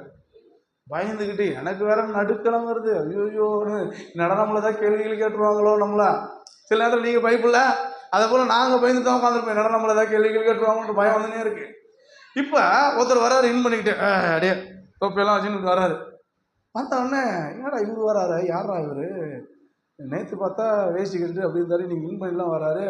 செல்ஃபோன்லாம் பார்த்தீங்கன்னா ஆப்பிள் ஃபோனு. சரி பார்த்தா ஆளை பார்க்குறதுக்கு நல்ல ஹேண்ட்ஸமாக வராரு. நேற்று பார்க்கல கொஞ்சம் ஹேண்ட்ஸ் இல்லாமல் வந்திருக்காரு இருக்கு, நம்ம கண்டு பார்த்துருக்காரு. வந்துட்டேன், இன்னும் நல்லா தூங்குனீங்களா அப்படின்னாரு. என்னடா அவர் நல்லா தூங்குனீங்களா, நல்ல சாப்பாடு கட்சி தான், இன்றைக்கி ஒரு நாள் கொஞ்சம் அட்ஜஸ்ட் பண்ணிக்கங்க, நாளைக்கு உங்களுக்கு மதியம் உங்களுக்கு நல்ல சாப்பாடு அரேஞ்ச் பண்ணியிருக்கிறோம், நல்லா தூங்குனீங்களா, சரி ஓகே, உங்கள் பேர்லாம் அறிமுகப்படுத்துங்க பார்ப்போம் அப்படின்னாரு. நான் பக்கத்தில் இருக்க சாம்சன் ஐயா யாருயான்னா, ஐயா அவர் தான் வேதாகமத்தோட ஃபவுண்டர், அவர் தான் வேதாகமத்தோட ஃபவுண்டரு. ஐயோ அவ்வளோதான் முடிஞ்சிச்சு. நம்ம பெருமை வச்சுன்னு கிடக்குறவங்க ஒரு சர்ச்சை வச்சுக்கிட்டு சோத்துறோம் அப்படின்னு, அவர் தண்ணி கொடுக்குறாரு, அவர் சோறு போடுறாரு, அவர் அடுப்பு தள்ளுறாரு, வா மாட்டின்னு கூப்பிட்றாரு, கட்டி பிடிச்சிக்கிறாரு, நம்ம சாப்பிட்ற தட்டுலேருந்து என்ன பண்ணுறாரு. அதுதான் கிறிஸ்துவின் பண்பு. அதை கிறிஸ்துவை பார்த்து நான் கற்றுக்கிட்டேன், கிறிஸ்துவின் பண்பு உள்ளவர்களை பார்த்து நான் கற்றுக்கிறது. சொல்கிறது புரியுதா உங்களுக்கு? நல்லவனை பார்த்து வாழ கற்றுக்குங்க. ஐயோக்காரனையும் கெட்டவனையும் கீழ்தரமானவனையும் வீணா பண்ணணும் பார்த்து வாழாத. நல்லவன் எத்தனை பேரையோ இருக்கிறான், நல்லவனோடு கூட சேர்ந்து நல்லவனாக மாறலாம். அதனால தான் சொல்கிறேன், துன்மாக்குடைய ஆலோசனை நடவாத, பாவின் வழி நீக்காத, பரியாசக்காரன் உட்கார இடத்துல உட்காராதங்கிறார் ஆண்டவர். நீ ஏன், உனக்கு என்ன தெருவில் வேலை, மேலான நாடு, உனக்கு என்ன வேலை, நீ எத்தனை பேரை மாற்றிருக்க. ஆனால் அவர் ராஜேந்திர ஐயா 1000 பேரை மாற்றிட்டாரு. உண்மை போல மாறணுமே ஏசையா, நான் உண்மை போல மாறணுமே,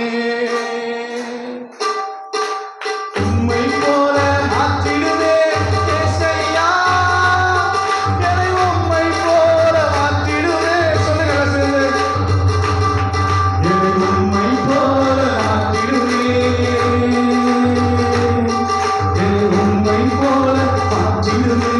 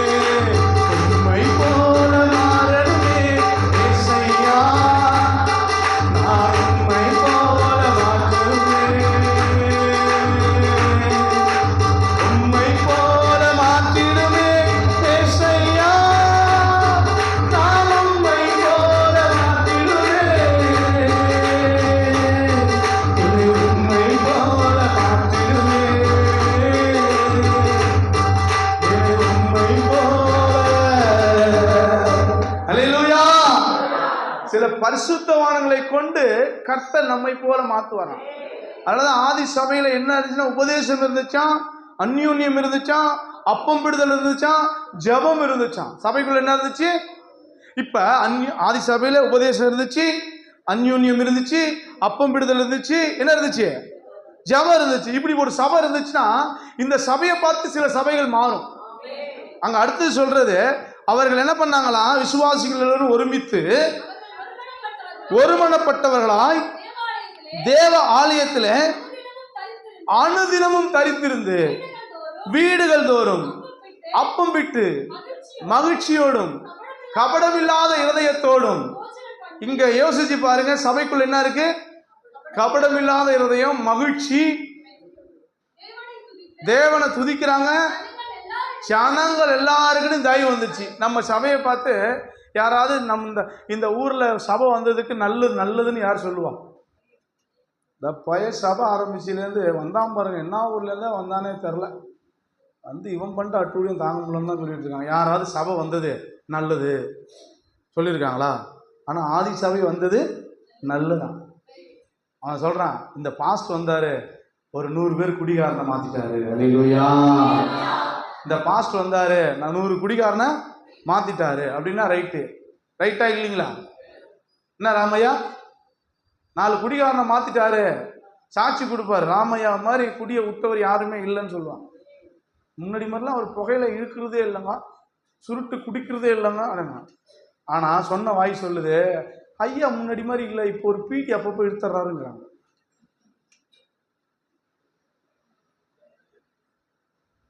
அல்லேலூயா. சரி, இழுக்கிறது தான் இழுக்கிற, தெரியாமாவது போய் இழுக்கலாம்ல. கடத்தல் என்ன இழுக்கிறது? இழுக்கிறது தான் இழுக்க ஆரம்பிச்சிட்டீங்க, விட முடியல. விட்டதை தொடர்ந்துக்குச்சு, திரும்பி சிலதை விட்டது தொடர்ந்துக்கிறது. நல்லா தான் இருந்தாரு, எப்படி ஏறிச்சின்னு தெரில. அது சில சனியத்தை விட்டுடணும், திரும்பி போய் திரும்பிலாம் பார்க்கக்கூடாது, விட்டுருணும்யா. அதே மாதிரி ஒரு சைக்கிளில் போய்கிட்டும் ஒரு பிடிஎஃப்னு இழுத்துக்கிட்டு புகையா வருது. யாரா ராமையா மாதிரி போகிறது பார்த்தா பின்னாடி போயிட்டு இருக்கு, ரயில் வண்டி போயிட்டு இருக்கு. அல்லேலூயா. இப்போ யோசிச்சு பாருங்க, அவரை குறித்து சாட்சி சொன்ன அவர் என்ன சொல்றாரு? என்ன ஐயா உங்களை குறித்து என்ன பண்ணிட்டான்? அப்ப மனுஷன் உங்களை பார்த்து ஒருத்தவன் குடிகாரன் மாறினா, அதே மனுஷன் உன்னை பார்த்து குடிகாரனா மாறிடக்கூடாது. உங்களை பார்த்து தான் மாறினான். ஒருத்தர் சொன்னார் கை கொடுத்து, நீங்க நிறைய பேர் மாத்திருக்கீங்க, நிறைய பேர் குடிகாரங்களா இருந்தவங்க மாறிட்டாங்க, நிறைய பேர் திட்டினவங்க மாறிட்டாங்கன்னு ஒருத்தர் சொல்றாரு. என்ன பார்த்து சொன்னாரு. அப்ப அன்னைக்கு இருந்த சபை ஜனங்களுக்கு தயவு பெற்றிருந்தா இன்னைக்கு இருந்த ஜனங்கள். அதுக்கு காரணம்னா உபதேசத்துக்குள்ள சபை வாழ்ந்துச்சு. அதனாலதான் ரட்சிக்கப்படுவனை அனுதினமும் கர்த்தர். அப்ப சபைக்கு எப்படி வர ஆரம்பிச்சாங்களா? யாரும் கூப்பிடலாம் இல்லை, ஆட்டம் பெட்டிக்கு அவன் சபைக்கு வர ஆரம்பிச்சாங்க. தெரியுங்களா? இங்க கடற்கரை அங்க போனா நல்லா இருக்கலாம், அங்க போனா சந்தோஷமா வரலாம், அங்க போனா நித்திய மகிழ்ச்சி இருக்கும், அங்க போனா பரலோகம் இருக்குன்னு கூட்டமா வர ஆரம்பிச்சான். இன்னைக்கு யாராவது நம்ம போய் கூப்பிட்டா வராங்களா?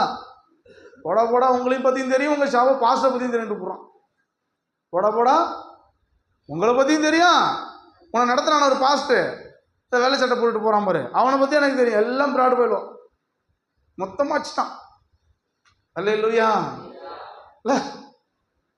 நாம கீழே விழுந்த கூட்டம் இல்ல, எழுந்து நிமிர்ந்து நிற்கிற கூட்டம். சில ரதங்களை குறித்தும் குதிரைகளை குறித்து மேன்மை பாராட்டினார்கள், நாங்களோ எங்கள் தேவனாகிய கர்த்தரை குறித்து மேன்மை பாராட்டுகிறோம். இங்க சபை மேன்மை இல்ல, மனுஷ மேன்மை இல்ல, தேவனாகிய கர்த்தரை குறித்து அவர்கள் முறிந்து விழுந்தார்கள். நாம எழுந்து நிமிர்ந்து நிற்கணும். சபைக்கு எடுத்துக்காட்டாய், கிள்ளை பட்டணத்துக்கு, இந்த பகுதிக்கு, சிதம்பரம் தாலுக்காய்க்கு நீங்களும் நானும் எடுத்துக்காட்டா வாழணும். அதுதான் குணமாற்றம், அதுதான் குணமாற்றம். மாறிச்சா? மாறிடுமா இனிமே? அல்லேலூயா. ஆண்டவர் பேசிட்டாரா உங்களோடு? குணம் மாறிடுச்சா? நீங்க உண்மையா சொல்றேன், திரும்ப சொல்றேன், கர்த்தர் உங்கள்கிட்ட எதிர்பார்க்குற ஒன்று, அவர் இடத்துல நீங்க அன்பு கூறணும். அவர் உங்ககிட்ட அன்பு கூறணும். உங்களுக்கு என்னெல்லாம் தேவையோ அதெல்லாம் செய்ய ஆசையோடு இருக்கிறார். ஐசக் என் பிள்ளைங்க இருக்காங்கன்னு வச்சுங்களேன், பிள்ளைங்களுக்கு என்ன செய்வான்? பார்த்து என்னெல்லாம் தேவைன்னு சொல்லி கொடுப்போம் நம்ம பிள்ளைகளுக்கு. அதை போல் ஏசப்பா தம் பிள்ளைகளுக்கு எதெல்லாம் செய்யணும்னு ஆசைப்படுறாரு. நீ கிறுக்கு உள்ளவங்களா இல்லாமல் நல்லவங்களாய் சரியாக சூப்பராக இருந்தீங்க அப்படின்னா வானத்தில் இருந்து பல கனிகளை தெரிந்து எல்லாரும் நிறைய இருக்குமா? அந்த சமூகத்தை ஒப்பு கொடுப்போமா? ஆவியானவற்றை ஒப்பு கொடுக்குறீங்களா? ஏசப்பா, இன்னைக்கு எங்களோட நீங்கள் பேசியிருக்கீங்க. பேசுகிறவங்க மட்டும் அப்படியே கையை அப்படியே உயர்த்தி ஏசப்பாவுக்கு நன்றி சொல்லுங்கப்பா. பேசினவங்க இருக்கீங்கன்னா கையை அப்படியே உயர்த்தி ஏசப்பா நீங்கள் எங்கிட்ட பேசுனீங்க, பேசிட்டாரு என்கிட்ட அப்படின்ற மட்டும் கையை உயர்த்தி ஏசப்பா என்கிட்ட நீங்கள் பேசிட்டீங்க. தகப்பனே, தகப்பனே, கடைசி கால எழுப்புதல் திருச்சபைக்கு நான் ஆயத்தமாக